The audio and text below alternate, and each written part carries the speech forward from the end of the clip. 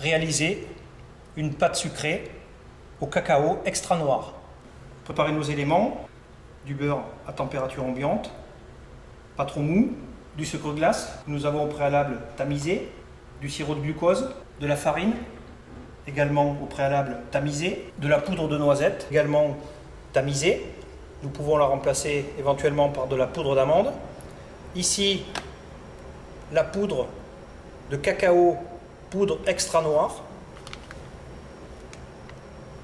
qui peut éventuellement être remplacée par du cacao non sucré, des jaunes d'œufs, de l'arôme vanille.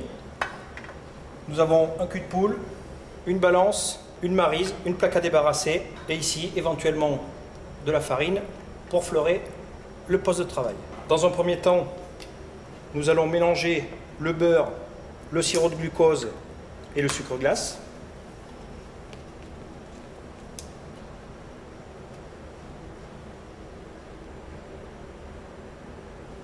Verser le sucre glace, puis nous allons homogénéiser l'ensemble.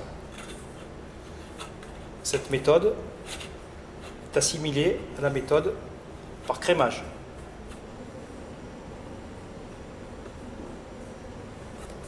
Le sirop de glucose va donner de la souplesse à cette pâte sucrée et une très bonne élasticité. Cette pâte ne se déchirera pas lors de l'abaissage, ce qui favorise considérablement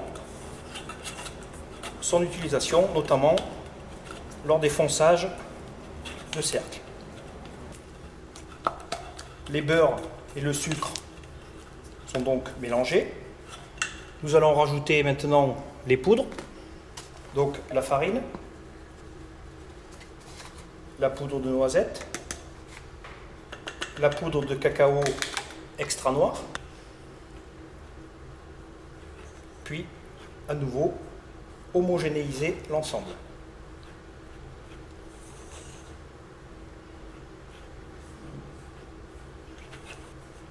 Cette pâte servira à la réalisation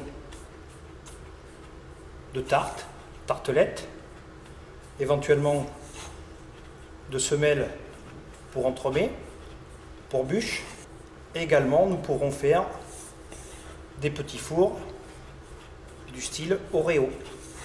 À ce stade-là, nous allons rajouter les jaunes d'œufs,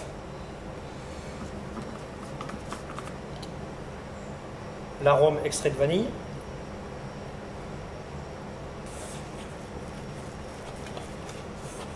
puis mélanger à nouveau.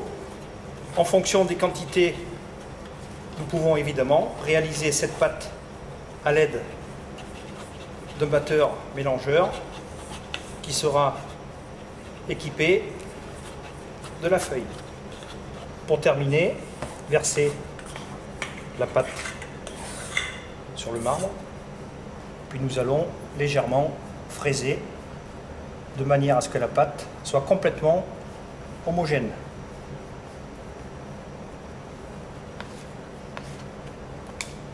Nous constatons déjà que cette pâte n'est pas cassante, fleurée éventuellement, mais ici ce n'est pas la peine. La pâte est maintenant donc terminée. Donc en fonction de l'utilisation, éventuellement couper en plusieurs parties pour favoriser un refroidissement plus rapide. Bien filmer la pâte.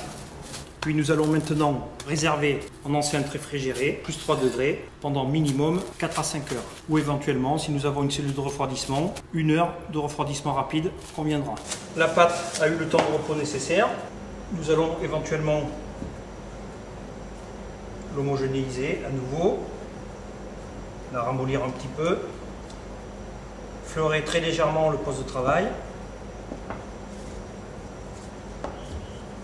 puis abaisser en fonction de l'utilisation choisie.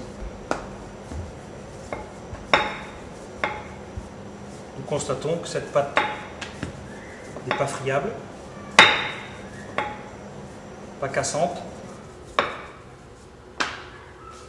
Il n'est pas nécessaire de trop fleurer le poste de travail. Nous avons ici foncé 2 cercles.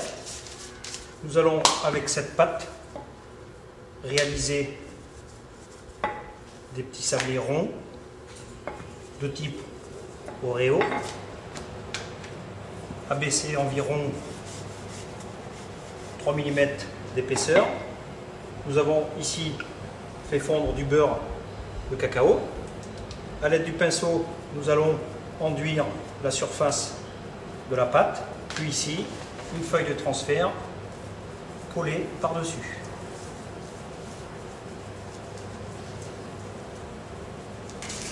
Placé sur la plaque, puis nous allons immédiatement placer en cellule de refroidissement rapide en froid négatif.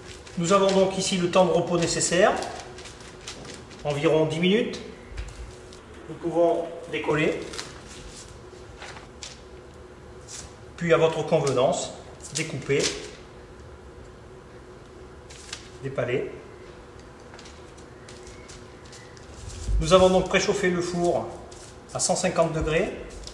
La difficulté de cette pâte est de gérer la cuisson, du fait qu'elle soit déjà très noire. Donc cuire maximum à 150 degrés pendant environ 12 à 15 minutes maximum. Nous sommes donc au terme de la cuisson. Les fonds sont cuits. Pâte bien cassante, aérée. Ici pour terminer,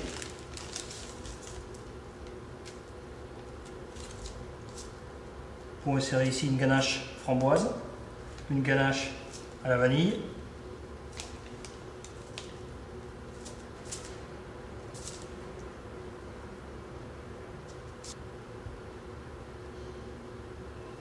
Nous obtenons ainsi des sablés façon Oreo.